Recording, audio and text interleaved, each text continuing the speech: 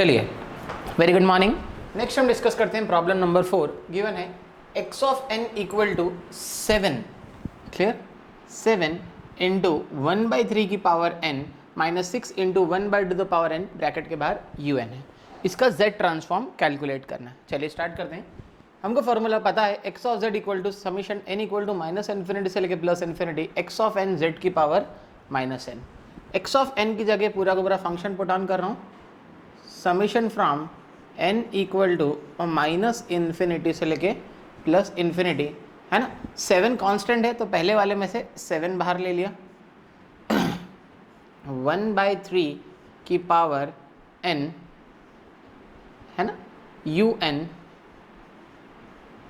z की power minus n। un अंदर चला गया और इसके साथ में z की पावर माइनस n है, माइनस दूसरे वाले में 6 कांस्टेंट है, 6 बाहर लिया, summation from n equal to minus infinity से लेके प्लस इन्फिनिटी 1/2 की power n un, clear, into z की पावर माइनस n। हमको अच्छे से पता है यूनिट स्टेप फंक्शन सिर्फ और सिर्फ लिमिट चेंज करने का काम करता है।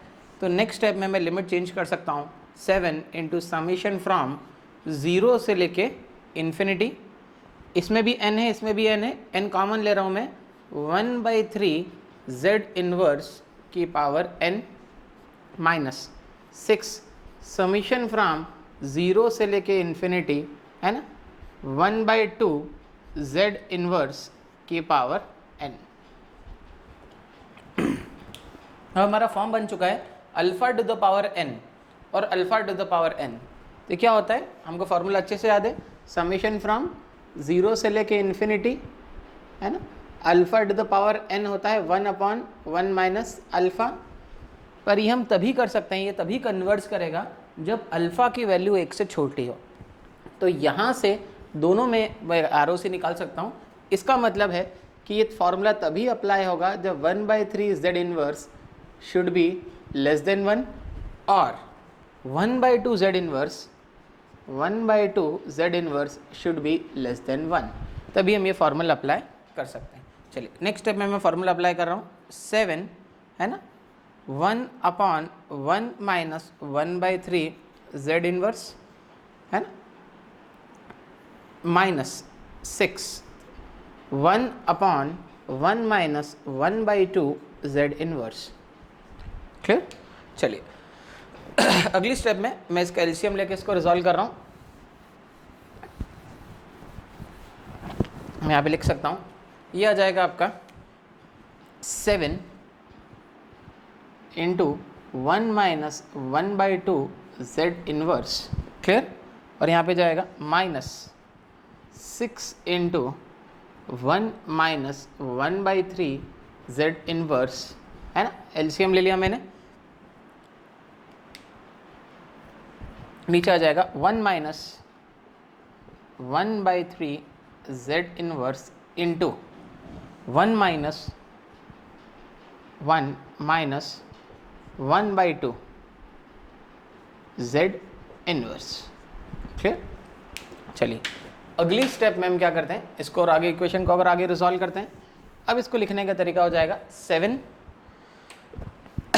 नेक्स्ट स्टेप में लिख सकता हूँ मैं 7 माइनस 7/2 z इनवर्स, है ना, minus 6 minus minus plus plus 6/3, तो 3 2 ज़ा 6, तो प्लस का 2 z inverse, denominator as it is 1 minus 1/3 z inverse, है ना, into 1 minus 1/2 z inverse, clear. चलिए इस फंक्शन को और आगे हम रिजॉल्व कर लेते हैं। और आगे कैसे रिजॉल्व करेंगे, 7 माइनस 6 इज -1, क्लियर। तो यहाँ पर हो जाएगा ये 1 माइनस, है ना, माइनस का 7/2 z इनवर्स प्लस 2, तो माइनस का 7/2 प्लस 2, तो माइनस का 7 प्लस 4/2 5 6 7, माइनस का 3, क्लियर। तो माइनस का 3/2 z इनवर्स, है ना, अपॉन में denominator as it is, denominator में आ जाएगा आपका 1 minus 1/3 z inverse into 1 minus 1/2 z inverse. Clear? चलिए अब देख सकते हैं डिनोमिनेटर में z की सबसे बड़ी पावर क्या है, दोनों मल्टीप्लिकेशन में। क्लियर? तो z की पावर -1 इंटू जेड की पावर -1 हो जाएगा z की पावर -2। तो इस बार मैं z स्क्वायर से फंक्शन को मल्टीप्लाई कर रहा हूँ और z स्क्वायर से फंक्शन को क्या कर रहा हूँ, डिवाइड कर रहा हूँ। क्लियर? तो अगली स्टेप में मैं यहाँ पे लिख सकता हूँ, जब मैं z स्क्वायर से मल्टीप्लाई और z स्क्वायर से डिवाइड करूँगा इस फंक्शन को, तो एक z तो अंदर चले जाएगा। तो लिखने का तरीका होगा z इंटू जेड -3/2 अपॉन, जब इसको मैं जेड स्क्वायर से डिवाइड कर मल्टीप्लाई करूंगा इस फंक्शन को, तो हो जाएगा z -1/3 into Z -1/2। So this is the z transform. क्या ये फाइनल आंसर है क्या?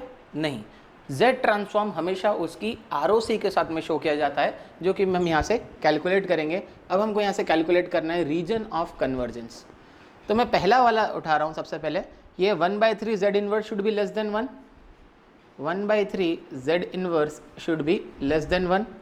तो 1/3 should be less than 1/z inverse. z inverse denominator में चला गया, z इनवर्स ऊपर जाएगा, तो मैं लिख सकता हूँ वहाँ पे z should be greater than 1/3।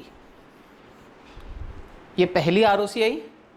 और वैसे ही अगर मैं इसकी कैलकुलेट करूँगा तो इसकी ROC आएगी z should be greater than 1/2।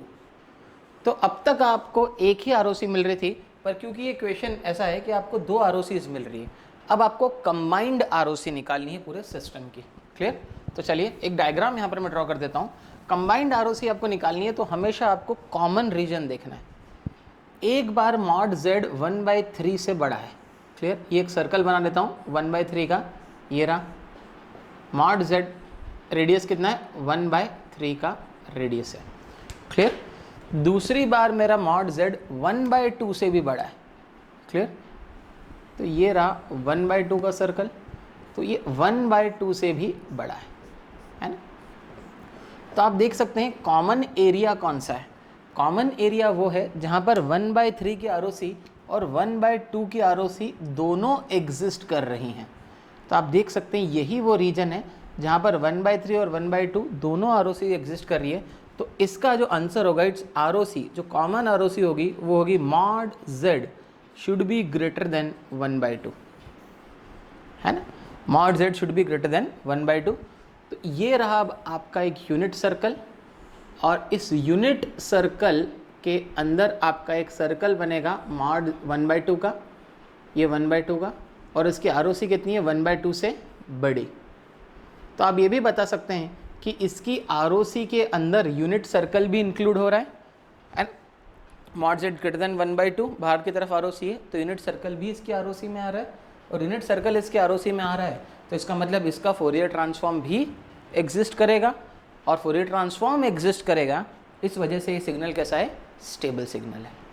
Thank you.